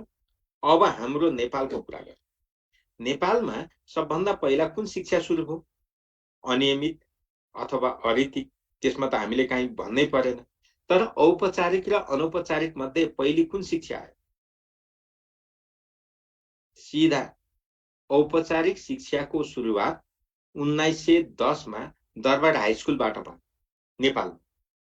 यहाँनिर त्यताबाट पनि तपाईहरुलाई प्रश्न गर्न सक्छ, त्यही भएर त्यो कुरामा हामी सजग रहनु पर्यो। 1910 मा जुन दरबार हाई स्कुलको स्थापना गरियो, त्यहाँदेखि औपचारिक शिक्षाको सुरुवात भयो। पहिला त्यही नै हो। अब अनौपचारिक शिक्षाको सुरुवात चाहिँ 2004 सालमा जुन आधार विद्यालय भनेर आए, त्यसले प्रौढ शिक्षा सञ्चालन गरे। एउटा विद्यालयले कम्तीमा 12 वटा कक्षा सञ्चालन गर्नुपर्ने नियम थियो। हो, त्यही भएर अनौपचारिक शिक्षाको सुरुवात 2004 सालदेखि भएको मानिन्छ, प्रौढ शिक्षासँगै। यो कुरामा हामी क्लियर हुनुपर्छ। हाम्रो धारणा के छ भने अनौपचारिक शिक्षा पहिला आयो अनि औपचारिक आयो भन्ने बुझाइ, आम बुझाइ छ। त्यस्तो होइन। पहिला आएको चाहिँ औपचारिक हो, त्यसपछि अनौपचारिक। औपचारिक 1910, अनौपचारिक 2004। ल अब यति कुरा, यसको पृष्ठभूमि बुझिसकेपछि अब अर्को कुरा के बुझ्नुपर्छ भने औपचारिक शिक्षा भन्ने बित्तिकै सैद्धान्तिक ज्ञानमा जोड दिँदो रहेछ। अनौपचारिक शिक्षाले स्किलमा जोड दिन्छ। अनियमित शिक्षा भनेको अनुभव, एक्सपिरियन्स बेस्ड लर्निङ। यो तीनटा शब्द तपाईले बिर्सिनु भएन। सिद्धान्त सिक्ने, सैद्धान्तिक ज्ञान आर्जन गर्ने जति औपचारिक, सिप सिक्ने, कम्प्युटर बनाउन सिक्ने, हलो बनाउन सिक्ने, कुटो कोदालो बनाउन सिक्ने, लुगा सिलाउन सिक्ने इत्यादि सिप जति अनौपचारिक। तपाईले आफैले अनुभव गर्ने, प्रत्यक्ष अनुभव गर्ने जति अनियमित अथवा इन्फर्म। यसको मूल धारणा थियो। अब त्यो हिसाबले हेर्दाखेरि औपचारिक शिक्षालाई हामीले अस्ति के भनेर पढ्यौं? साँघुरो अर्थमा पढ्यौं, संकीर्ण भन्यौं, संकुचित भन्यौं। हेर्नु है, किन यो विद्यालयमा सीमित छ, विश्वविद्यालयमा सीमित छ, उसले तोकेको समयमा जानु पर्यो, सिकारुको यहाँ कुनै माग दाबी रहँदैन। त यहाँनेरि अब हामीलाई सोध्ने के हो त भन्दा यो खर्चिलो त हो, तर यहाँनेरि के हुन्छ भने बालकको उमेरसँग समानान्तर रूपमा चल्दछ भन्छ। यो समानान्तर भने के त? जस्तै कक्षा 1 मा भर्ना हुन 5 वर्ष पुरा भएको, कक्षा 2 मा जान 6 वर्ष पुरा भएको, कक्षा 3 मा जान 7 वर्ष पुरा भएको। त त्यो भन्नु भनेको उमेर र कक्षा समानान्तर जान्छ। अनौपचारिकमा यस्तो हुँदैन, अनियमितमा त हुने कुरै भयो। त्यही भएर यहाँनिर हामीले हेर्नु पर्ने 2-4 कुरा। अब के रे पाठ्यक्रम के हुन्छ त? हरेक 10 वर्षमा मात्रै बदलिन सकिन्छ। जस्तो हाम्रै कुरा गरौँ न नेपाल, त 10 वर्ष भनेको त स्थायित्व हो नि त। स्थायित्व पाठ्यक्रम, विषय विज्ञता निकाल्ने, जनशक्ति विकास गर्ने मुख्य उद्देश्य, प्रमाणपत्रमुखी शिक्षा, यो सबै औपचारिक शिक्षा भित्रै पर्ने कुरा। र यसलाई हामीहरूले आपूर्तिमा आधारित शिक्षाको रूपमा लिन्छौँ। यो कुरा बिर्सिनु भएन है। जाँचमा हामीहरूलाई शिक्षाको संकीर्ण अर्थ र यताबाट जोडेरै क्वेशन सोध्छ। जताबाट आए पनि कुरा त बुझ्नु पर्यो। त्यो बुझ्यो भने हामीलाई सहज हुन्छ। अब यो हिसाबले हेर्दाखेरि हेर्नुस् त, जस्तो समय तालिकाको अनुसरण गर्छ, यसले त्यो भनौँ समय तालिकाको अनुसरण। अब यति कुरा हामीहरूले यहाँ पढ्यौँ, यति कुरा पढ्यौँ नि त। अब परीक्षा चाहिँ कसै सोध्यो भने कक्षा 1 मा भर्ना हुन विद्यार्थीको उमेर कति चाहिन्छ, यो त तपाईलाई सबैलाई थाहा भएको कुरा हो नि। कुन चाहिन्छ त? 5 वर्ष उमेर पुरा भएको, 6 वर्ष लागेको, 7 वर्ष मुनि, माथिका सब कुनमा चिनो लाउनु?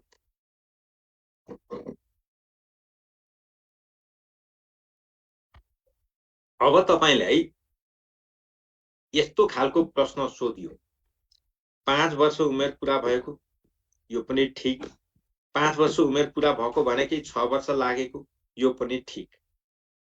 अब जब 4वटा विकल्पमा 2टा आन्सर ठीक छ र अन्तिममा माथिका सबै भन्नेको छ भने यसमा हामीले ध्यान कम दिए हुन्छ। सिधै हामी कहाँ जानु पर्यो? माथिका सब। कारण किनभने 7 वर्ष मुनि भनेको 6 वर्षको मान्छे पनि हो, तर 1 वर्षको पनि हो नि, 1 वर्षको पनि हो। त यो 7 वर्ष मुनिको भन्ने विकल्प राम्रो विकल्प होइन। यदि यो मात्रै दिएको छ, तपाईलाई यो 6 वर्ष लागेको यो छैन, यो विकल्प छैन भने तपाईले कमा चिन्ह लाउनु हो। यति चाहिँ छुट्याउने सामर्थ्य राख्नु पर्यो क्या तपाईले। यहाँनेरि भएको के हो भने क र ख दुवै ठीक हो, 100% ठीक हो। क र खमा काहीँ विवाद छैन। अब घमा गएर माथिका सबै भन्दैको छ। त्यसो भने 7 वर्ष मुनि भनेर गमा राखेको छ, आंशिक त ठीक हो नि। त्यही भएर माथिका सबै भनेर चिन्ह लाउनु। यहाँ तपाईले केमा चिन्ह लाउनुहुन्छ? अब माथिका सब। यति कुरो चाहिँ तपाईहरुले पढ्दाखेरि छुट्याउन सक्नुपर्छ। यदि पढ्दाखेरि छुट्याउन सकिएन भने यहाँनेर चाहिँ गाह्रो हुन्छ। त्यति मात्रै हो। यदि तपाईले छुट्याउन सक्नुभयो भने केही गाह्रो हुँदैन। अब अनौपचारिक शिक्षाको कुरा गरौँ त, हामीहरूले यहाँनेर के भन्यौं? सिप सिकाइमा जोड दिने भन्यौं। अब यो के हुन्छ? ठीक औपचारिकको भन्दा फरक हुन्छ, मागमा आधारित। अब यहाँ गर्नु पर्यो क्या। अनि यो चाहिँ के अरे लचिलो हुने, हरेक कुरामा लचिलो। लचिलो भनेको लचकता, इलास्टिक, यो कुरा शब्दहरू याद गर्नु पर्यो। यो औपचारिक पद्धति भन्दा बाहिर संगठित गरिएको, यो कसले भनेको भन्दा शिक्षाको राष्ट्रिय प्रतिवेदन 2049 को परिभाषा हो। यो कुरा पनि हामीले थाहा पाउनु पर्यो। त्यस्तै सबै तह र तबकाका व्यक्ति हुन्छ, सिकारीको रुचि र यो सहभागी प्रधान हुन्छ, यो कुरा त हामीले बुझ्नु पर्यो। अब यसलाई औपचारिक शिक्षाको के अरे औपचारिक शिक्षाको परिपूरक रूपमा लिइन्छ, मागमा आधारित भन्छ, आवश्यकतामुखी भनेको हुन्छ। यी शब्दहरू तपाईहरुले याद गर्नु। अब यो विश्वमा चाहिँ एएल स्मिथबाट प्रौढ शिक्षाको रूपमा यो आयो भनेर भन्छ। यो जीवन पर्यन्त एकनासको हुँदैन, नयाँ प्रविधिको प्रयोगमा सघाउने। अब तपाईलाई जाँचमा सोध्ने चाहिँ के हो भने शिक्षा क्षेत्रमा नयाँ प्रविधि भित्र्याउन सहज हुने शिक्षाको स्वरूप कुन हो? यही अनौपचारिक। किन भन्दा औपचारिक शिक्षाको पाठ्यक्रम परिवर्तन गर्न 10 वर्षको, तर यसको पाठ्यक्रम जति बेला पनि 6 महिना बीचमा पनि परिवर्तन हुन्छ। त पाठ्यक्रममा नराखिकिन त चाहे औपचारिक होस् चाहे अनौपचारिक होस् पढाउन पाइँदैन। पहिला त पाठ्यक्रम परिवर्तन गर्नु पर्यो। पाठ्यक्रम परिवर्तन गर्न सजिलो हुने भएकै कारणले सबभन्दा पहिला जे कुरा नयाँ यदि ल्याइन्छ भने त्यो अनौपचारिक शिक्षाको धारबाट प्रवेश गराइन्छ। त्यही भएर नयाँ प्रविधिको प्रयोगमा सघाउने सिपमुखी शिक्षा, यो कुरा बिर्सिनु। शिक्षामा नयाँ प्रविधि भित्र्याउन सहज हुने शिक्षाको स्वरूप कुन? अनौपचारिक शिक्षा। तपाईलाई सोध्ने प्रश्न त त्यही हो। त्यही भएर अब यहाँनेर 2-4वटा कुरा हामीले थाहा पाउनु पर्छ। हेर्नुस् त, विद्यालय प्रणाली बाहिर संगठित गरेको शिक्षालाई अनौपचारिक शिक्षा कसले मान्यो? राष्ट्रिय शिक्षा आयोगको प्रतिवेदन 2049, यो कुरा सम्झिनु। अब त्यसपछि यहाँनेर पेडागोजी अफ द अप्रेस्ड, यो शब्दहरू थाहा पाउनुपर्छ। यो पाउलो फ्रेरेको, डी स्कुलिङ सोसाइटी, इभान इलिचको, the school is dead, Everett रेमरको, यी कुराहरू किन भन्दा यी अनौपचारिक शिक्षासँग काहीँ न काहीँ गाँसिएको अन्तर सम्बन्धित विषय हुन्। सिधा हामीहरूले यो पढ्नु पर्दैन। तर अन्तर सम्बन्धित विषय भएकोले यहाँबाट प्रश्न सोधो भने कोषभन्दा बाहिरबाट प्रश्न आयो भन्न मिल्दैन। त्यही भएर यो कुराहरू चाहिँ तपाईहरुले याद गर्नै पर्छ, यसलाई त घोक्नै पर्छ, विकल्प छैन। अब हेर्नुस् है, तपाईलाई प्रश्न के सोध्यो त? विश्वमा प्रतिपादित नयाँ प्रविधिलाई सर्वप्रथम तलका कुन स्वरूपको शिक्षा पद्धतिमा भित्र्याइन्छ? तपाईलाई जाँचमा सोध्ने प्रश्न यही। अब यस्तो गर्यो भने हामीहरु कुनमा चिन्ह लाउने त? यहाँनेरि अनौपचारिकमा चिन्ह लाउनु पर्यो। अन्त चिन्ह लाइयो भने त बिग्रियो। अघि नै मैले भने। त्यही भएर यो कुरा चाहिँ हामीहरुले ख्याल गर्नु पर्यो क्या। यी हाइलाइट गरेका कुरा व्यक्तिहरुलाई, नागरिकलाई सशक्तिकरण गर्ने, पिछडिएका वर्ग, लक्षित वर्गलाई सशक्तिकरण गर्ने, यो सबै अनौपचारिक शिक्षा। प्रौढ शिक्षा जानै मात्रै अनौपचारिक शिक्षा होइन। तपाईलाई सिप मूलक काम गर्ने, सिन्के धूप बनाउने दिने तालिम पनि अनौपचारिक शिक्षा। मोटरसाइकल बनाउन सिकाउने सिप पनि अनौपचारिक शिक्षा हो। कम्प्युटर चलाउन सिकाउने सिप पनि अनौपचारिक हो। जहाँ स्किलसँग मुख्य फोकस भएर आउँछ त्यो अनौपचारिक। त्यसो भने के अनौपचारिक शिक्षामा सिद्धान्त चाहिँ सिकाइदैन?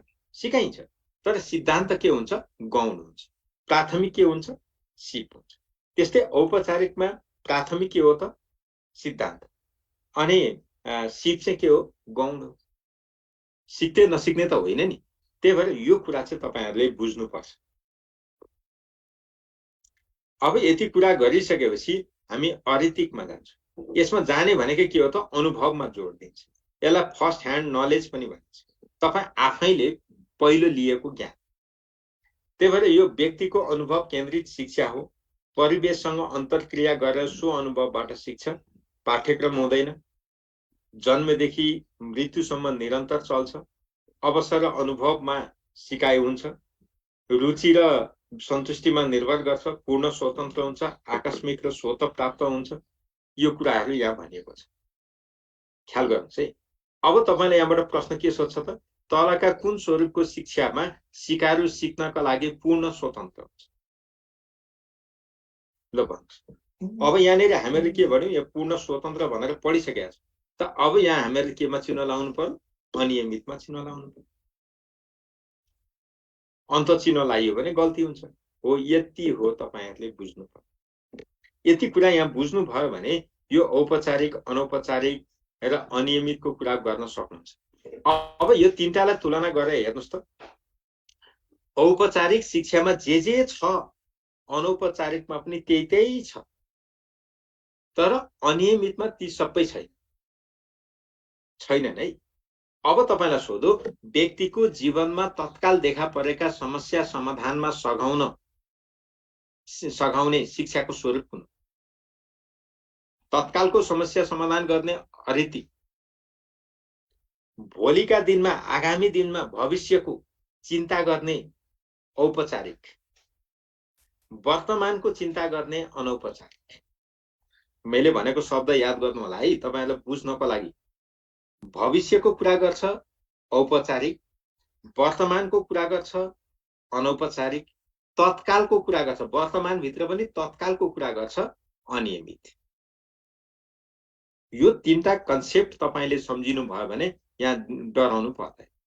अब औपचारिकमा जे कुरा पनि रिजिड हुन्छ, कठोर हुन्छ, दायाँ बायाँ गर्न सकिँदैन। अनौपचारिकमा जे कुरा पनि के हुन्छ? लचकता हुन्छ, रबर जस्तो।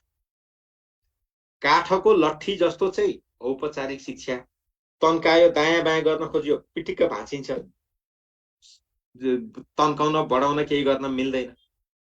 तर अनौपचारिक शिक्षा भनेको रबर जस्तो, एउटा निश्चित बिन्दुसम्म तन्काउन सकिन्छ। त्यसलाई हामीहरूले लचकता भन्यौं। उदाहरणको लागि विद्यालय शिक्षा 10 बजेदेखि 4 बजे। तपाई 9 बजे गएर पढ्न पाउनुहुन्न, 5 बजे गएर पढ्न पाउनुहुन्न। 10 देखि 4 जानै पर्यो। तोकेकै ठाउँमा जानु। तर अनौपचारिकमा के हुन्छ? सर आज 12 बजेदेखि पढ्ने, हस्। 3 बजेदेखि पढ्ने, हस्। 10 बजेदेखि पढ्ने, हस्। तर नपढ्ने बनाउने मात्रै हुँदैन भन्छ। त्यो समय तलमाथि गर्न पाइयो, त्यो लक्ष्य। अब उनीहरूले के भन्छन्? आज फलानो पाठ नपढौं, यो फलानो पाठ पढौं, हस्। आज यो विषयमा सिकौं, हस्। तर नसिकौं, हुँदैन। अनौपचारिक शिक्षाले हरेक कुरामा लचकता ल्याउँछ। शिक्षक भएर अर्को परिमार्जन, पाठ्य पुस्तक परिमार्जन, पढ्ने विषयवस्तु सबै कुरामा लचकता ल्याउन सकिन्छ।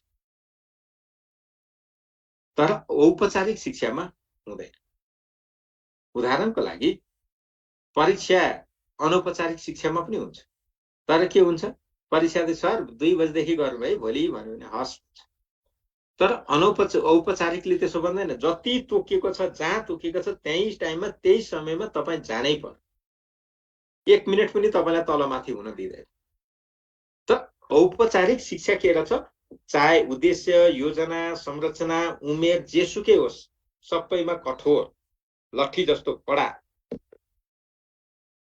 दायाँ बायाँ गर्न नसकिने। अनौपचारिकमा के हुँदो रहेछ, त्यो सबै निश्चित बिन्दुसम्म तन्काउन सकिने, खुम्च्याउन सकिने, फेरबदल गर्न सकिने, त्यसलाई लचक। त्यही भएर लचकताको गुण भएको जति अनौपचारिक, लचकताको थोरै अंश पनि नभएको औपचारिक, अनियमित भनेको विशुद्ध तपाईको व्यक्तिगत अनुभवसँग गाँसिएको। त्यही भएर यो 3टा कन्सेप्ट तपाईले यहाँबाट बुझ्नुभयो भने यहाँ झुकिने ठाउँ छैन। अब यहाँ तपाईलाई अर्को प्रश्न के सोध्न सक्छ भने, औपचारिक शिक्षामा तलका कुन शिक्षण पद्धति प्रयोग गरिन्छ भन्यो भने हामी पेडागोजी भन्छौँ। अनौपचारिक शिक्षाको कुरा गर्दा एन्ड्रागोजी भन्छ। यो पेडागोजी र एन्ड्रागोजी हो चाहिँ के त? अनुभव, तपाईको अनुभवमा आधारित भएर सिक्ने, सिकाइ अनुभव प्रचुर छ भने त्यति बेला एन्ड्रागोजी। तपाईको सिकाइ अनुभव छैन, शिक्षकको सिकाइ अनुभवबाट सिक्नुपर्छ भने पेडागोजी। त्यही भएर विद्यालय तहमा विद्यार्थीको सिकाइ अनुभव हुँदैन, थोरै हुन्छ, त्यति बेला शिक्षकको अनुभवबाट सिक्नुपर्छ, त्यही भएर पेडागोजी। अब अनौपचारिकमा पढ्ने मान्छे भनेका सामान्यतया 15 वर्षभन्दा माथिका हुन्छन्, त तिनीहरूसँग आफैमा अनुभव पर्याप्त हुन्छ, त्यही भएर त्यस्ताको लागि एन्ड्रागोजी। अब अर्को कुरा, अहिले तपाईहरु पनि एन्ड्रागोजीको प्रिन्सिपलबाट सिक्ने। त्यही भएर तपाईहरुलाई मैले हिजो भनेको कुरा के हो भने, अस्ति भनेको दिनमा कन्टिन्यू 1 घण्टा पढिसकेपछि 15 मिनेट ब्रेक चाहिन्छ। केले भन्छ? एन्ड्रागोजीले। पेडागोजीले भन्छ। किनभने त्यो अर्काको अनुभवबाट आश्रित भएर सिक्ने हो, उसको आफ्नै अनुभव हुन्छ। तपाई त्यही भएर अहिले पढ्न बस्दाखेरि 1 घण्टासम्म तपाई कन्सन्ट्रेट आफूलाई गर्न सक्नुहुन्छ। त्यो भन्दा उता जाने बित्तिकै तपाई त्यो गर्न नसक्ने पनि हुन सक्छ। त्यही भएर हामीहरूले यहाँ बुझ्नु पर्यो के भने, पेडागोजी भनेको विद्यालय शिक्षामा रहेछ, एन्ड्रागोजी भनेको प्रौढ शिक्षामा रहेछ। त्यही भएर तपाईलाई यहाँबाट प्रश्न के सोध्छ भने, प्रौढ शिक्षा सञ्चालन गर्ने, शिक्षण गर्ने शिक्षण पद्धति कुन हो भनेर सोध्छ। हामीहरूले एन्ड्रागोजी। ल अब यति कुरा गरिसकेपछि यहाँनेरि अरु भन्नुपर्ने त छैन। तपाईले यहाँ सोधो, अनौपचारिक प्राथमिक शिक्षा प्रदान गर्ने शिक्षण पद्धति कुन हो? अब तपाईले यत्रो पढ्नुभयो नि, तर यहाँ तपाईले के बिर्सिनुहुन्न भने, यहाँनेरि एन्ड्रागोजी भनेर तपाईले चिन्ह लगाउनुहुन्छ। मलाई थाहा छ, अनौपचारिक प्राथमिक शिक्षा प्रदान गर्ने शिक्षण पद्धति कुन हो भन्दा तपाईले एन्ड्रागोजीमा चिन्ह लगाउनुहुन्छ। यो गर्नुभयो भने तपाईको आन्सर गल्ती हुन्छ। किनभने यहाँनेरि तपाईले के बुझ्नु भएन भने, अनौपचारिक शब्द चाहिँ तपाईले हेर्नुभयो, तर प्राथमिक शिक्षा हेर्नु भएन। प्राथमिक शिक्षा कसलाई दिइन्छ त भन्दा 14 वर्षसम्मका बालबालिकालाई दिइन्छ, 8 देखि 14 वर्षसम्मका। त बालबालिकालाई सिकाउने पद्धति के हो त फेरि? पेडागोजी हो। युवा प्रौढहरूलाई पढाउने पद्धति चाहिँ के त? एन्ड्रागोजी। प्रौढहरूलाई पढाउने पद्धति एन्ड्रागोजी, बालबालिकालाई पढाउने पद्धति पेडागोजी। त्यही भएर यहाँ चाहिँ केमा चिन्ह लाउनु पर्यो? पेडागोजीमा। यदि तपाईले यहाँ पेडागोजी भनेर चिन्ह लाउनु भयो भने आन्सर सही हुन्छ। अब यहाँनेरि काम गर्दै सिक्ने शिक्षा अनौपचारिक नै हो।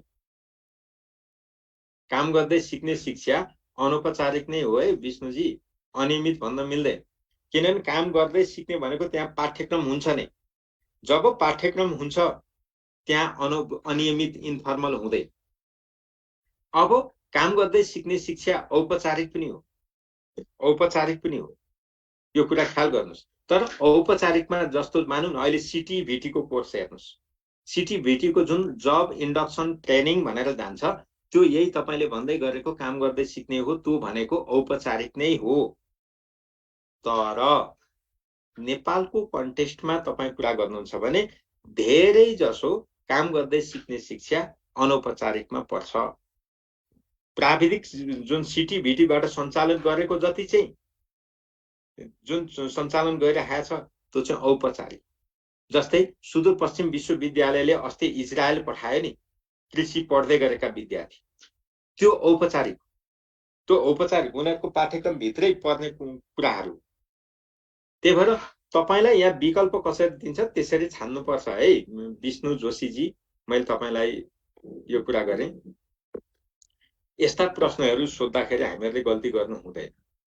अब त्यसपछि हामीहरूले शिक्षा प्रदान डेलिभरी अफ एडुकेसनको कुरा गर्छौं, यो चाहिँ भोलि कुरा गर्छौं। अब तपाईलाई हिजो दिएको प्रश्नको उत्तर आजसम्म पढेकोबाट तपाईले एकचोटि मिलाउनुस् र त्यसको उत्तर भोलि म तपाईहरुलाई स्क्रिनशट गर्ने मौका दिन्छु है। तपाईहरुले त्यो जुन 45 वटा क्वेशन लिनु भएको छ त्यो क्वेशनको उत्तर आजसम्म पढेका पाठबाट सीमित छ। त्यो कुराहरुलाई तपाईले आफैले अझै आन्सर खोज्ने प्रयत्न गर्नुस् र भोलि म त्यसको आन्सर तपाईहरुलाई बताउँछु। मैले यति भने, अरु यहाँ के भएन। भूपेन्द्र यादवजी तपाईले के सोध्न आउनुभयो? नमस्कार सर, यो एक कक्षामा भर्ना हुने विद्यार्थीहरूको उमेर 5 वर्षभन्दा मुनि 6 वर्षभन्दा माथि हैन जुन लेख्नु भयो यो सर अलिक प्रश्न हुँदैछ। नाइ त्यस्तो मुनि हुँदैन, 5 वर्ष प्लस हो। 5 प्लस यस्तो सर, कक्षा 1 मा भर्ना हुन विद्यार्थीहरूको उमेर कति हुन्छ? 5 वर्ष पुरा उमेर भएको, 6 वर्ष लागेको, 7 वर्ष मुनि माथिका सबै। यो दुईटा अप्सन छ, त्यसरी घमा लगाउनु पर्छ। यो दुईटा भए यो तको मात्रै हुन्छ, यो कुरा बुझिन्छ सर कि एकपल्ट फेरि भन्नु। यस्तो हो क्या, जस्तो हामीहरूलाई शिक्षा ऐन हाम्रो मुख्य दस्तावेज हो। त्यहाँ के भन्छ भने 5 वर्ष उमेर पुरा भएको व्यक्तिलाई कक्षा 1 मा भर्ना गर्नुपर्ने भनेको छ नि। अब हामीहरूले व्याख्या गर्दा के भन्यो भने 5 वर्ष उमेर पुरा भएको भन्नु र 6 वर्ष लागेको भन्नु एउटै कुरा हो कि होइन, त्यति चाहिँ भन्नुस् त। 5 वर्ष उमेर तपाईको घरमा केटाकेटी होला, 5 वर्ष पुरा भयो भन्नु र 6 वर्ष लाग्यो भन्नु एउटै कुरा हो कि होइन भूपेन्द्रजी? एउटै कुरा त हो सर, तर अलिक जस्तै अर्को उदाहरण, कक्षा 1 पास गर्यो भन्नु र कक्षा 2 मा अध्ययन गर्दैछ भन्नु कुरा एउटै हो कि होइन? एउटै हो। यहाँनिर हामीहरूले के हुन्छ भने कहिलेकाहीँ प्रश्न त्यसरी सोधिन्छ, त्यस्तो बेलामा नझुक्किनुस् भन्नलाई तपाईहरुलाई सजग गराएको। अब तपाईलाई एकैचोटी परीक्षामा गएर यदि यो नभनिकिन गरेको भए तपाईले 5 वर्ष उमेर पुरा भएको भनेर चिन्ह लाउनुहुन्छ, हिँड्नुहुन्छ। त्यो भनेको के भयो? बोध तहको प्रश्न मात्रै भयो। तर यहाँ तपाईलाई के को प्रश्न सोधो? उच्च दक्षता तहको प्रश्न सोधो नि त। उच्च दक्षता तहको प्रश्न हो। त्यही भएर त्यस्ता प्रश्नहरुमा हामी एकदमै केयरफुल हुनै पर्छ। मै हुँ भन्ने मान्छे लडिन्छ। त्यही भएर तपाईहरुलाई जहाँ लड्ने ठाउँ छ त्यहाँनेरि पहिले नै सावधान गराएको। त्यति गर्दा पनि अब लड्नु भयो भने त मैले के गर्न सक्छु? भूपेन्द्रजी कुरा बुझ्नु हो कि नै? बुझे हजुर। अनि अर्को सर के भन्नुस् त? भूपेन्द्रजी के हो भन्नुस् न? भूपेन्द्र यादवजी। हजुर सर, अगाडिमा हजुरले भन्नुभएको सामाजिक शिक्षाको सामाजिक कार्य, शिक्षाको राजनीतिक कार्य, शिक्षाको राष्ट्रिय कार्य हैन। अनि सबैभन्दा ठुलोले पनि पहिला पक्राउनु पर्छ, समात्नु पर्छ हामीलाई। सामाजिक शिक्षा सामाजिक कार्य दिएको छ, राजनीतिक कार्य दिएको छ, त्यो बीचमा राष्ट्रिय कार्य दिएको छ भने हामी राष्ट्रियले नि पर्छ समात्ने। एकदमै सही बुझ्नु। हुन्छ सर, थ्यांक यू।